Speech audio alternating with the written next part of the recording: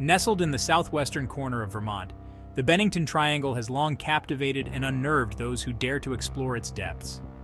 This expanse of dense woodland, marked by rugged terrain and shrouded in an ethereal silence, has become synonymous with unexplained disappearances, strange occurrences, and an overwhelming sense of mystery.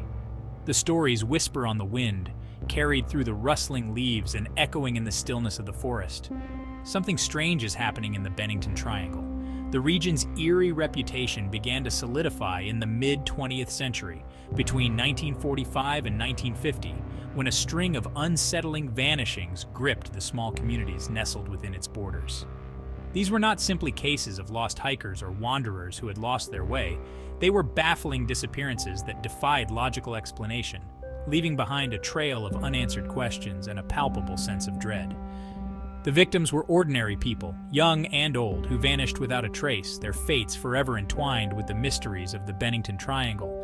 The disappearances, each more baffling than the last, sent ripples of fear and uncertainty through the region.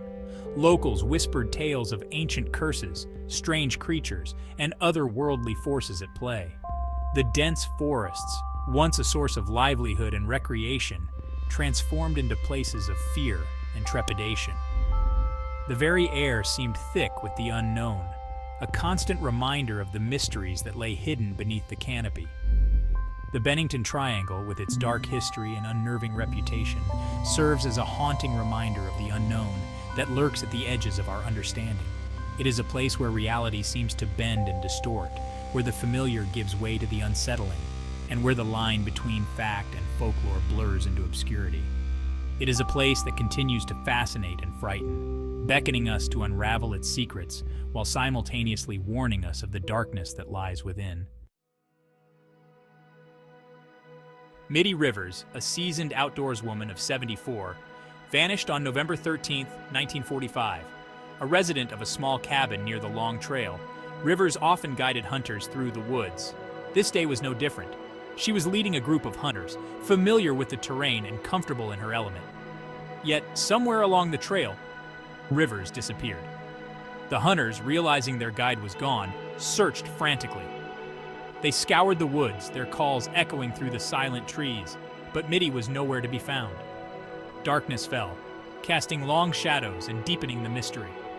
The search continued for days, with volunteers combing the area, desperate for any sign of the missing woman. Despite extensive searches, the only trace of Mitty ever found was a single rifle cartridge near a stream where she was last seen.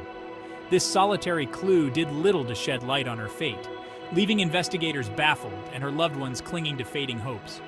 The woods had swallowed her whole, leaving behind an unsettling silence. Mitty's disappearance, the first in the string of Bennington Triangle mysteries, cast a pall over the region. It marked the beginning of an era of uncertainty, where the familiar comforts of nature seemed to morph into something more sinister.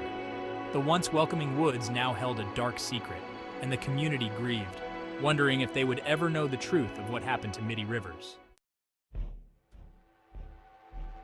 A little over a year later, on December 1st, 1946, 18-year-old Paula Weldon vanished.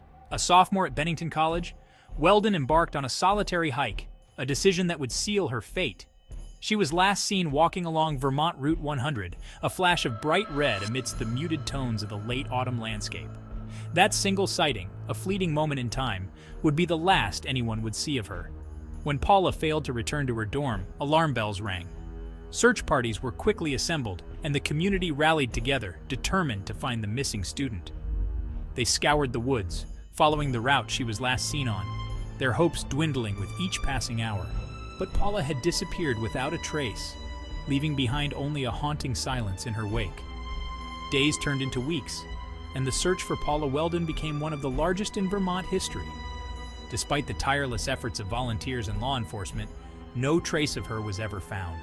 Her disappearance, so similar to Mitty Rivers, sent shockwaves through the community and beyond, solidifying the Bennington Triangle's growing reputation as a place where people vanished without a trace. Theories abounded, ranging from wild animal attacks to amnesia and even abduction, but none could definitively explain Paula's disappearance. The lack of evidence, the chilling circumstances, and the sheer improbability of it all only served to deepen the mystery, leaving a void of unanswered questions and a community forever marked by the tragedy. Section 4. The Enigma of James Tedford, a mystery on a bus. On December 1, 1950, 4 years to the day after Paula Weldon's disappearance, James Tedford boarded a bus in St. Albans, Vermont. He was heading to Bennington to visit family. Tedford, a war veteran, was a resident of the state-run Soldiers' Home, and his bus journey was a familiar one. Yet this time, fate had other plans. Witnesses on the bus confirmed seeing Tedford sleeping in his seat as the bus approached his stop. However, when the bus reached Bennington, Tedford was gone. His belongings remained on the seat, his luggage untouched, as if he had simply vanished into thin air. It was as if he had never reached his destination at all. Tedford's disappearance, occurring on the anniversary of Paula Weldon's vanishing, amplified the eerie nature of the Bennington Triangle. The fact that he vanished from a moving bus, seemingly without a trace, added another layer of improbability to the already baffling chain of events. The community, already on edge from the previous disappearances, struggled to comprehend the inexplicable. The mystery deepened when Tedford's family revealed that he had been looking forward to seeing them and had no reason to disappear voluntarily.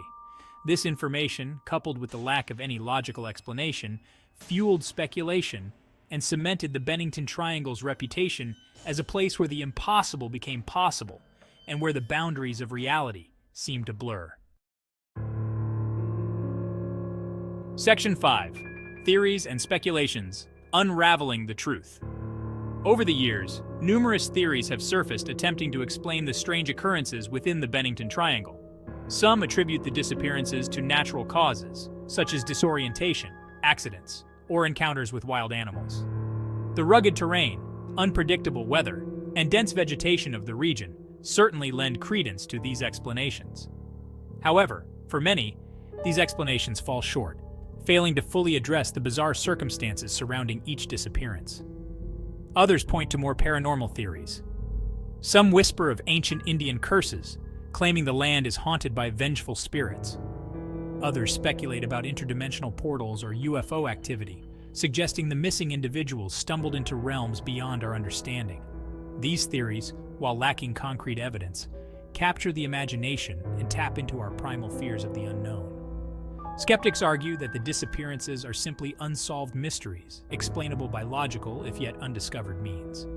They point to the lack of concrete evidence for paranormal activity and the possibility of human error, foul play, or even deliberate disappearances. While their arguments are grounded in logic, they often fail to satisfy the sense of wonder and unease that the Bennington Triangle evokes. The Bennington Triangle remains a place of enduring mystery, its secrets closely guarded by the dense forests and shadowed valleys. Whether the result of natural phenomena, human actions, or something more extraordinary, the disappearances serve as chilling reminders of the unknown that lies just beyond our grasp. The truth, it seems, remains elusive, lost somewhere within the Triangle's enigmatic embrace.